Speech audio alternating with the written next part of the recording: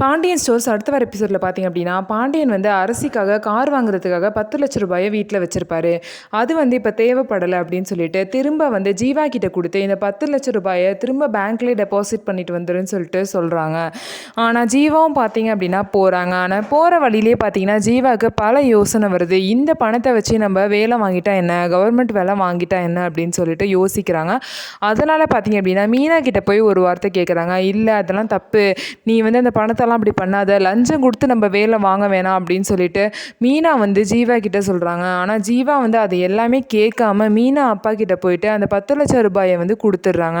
கொடுத்துட்டு எனக்கு வேலை வாங்கி கொடுங்க மாமா அப்படின்னு சொல்லிடுறாங்க. ஏன்னா ஒரு மாதத்தில் உங்களுக்கு வேலை ரெடி ஆயிருமா அப்படின்னு சொல்லிட்டு அவரும் நம்பிக்கை கொடுக்குறாரு. ஜீவாவும் வீட்டுக்கு வந்துட்டு மீனாட்ட வந்து இந்த மாதிரி பணத்தை கொடுத்துட்டு வந்துட்டேன்னு சொல்கிறாங்க. இது ரொம்ப தப்பு ஜீவா, இவ்வளோ தூரம் சொல்லி நீ கேட்கல, ஒழுங்காக போய் மாமா கிட்ட வந்து பணத்தை டெபாசிட் பண்ணலான்னு சொல்லிடுன்னு சொல்லிட்டு மீனா வந்து சொல்கிறாங்க.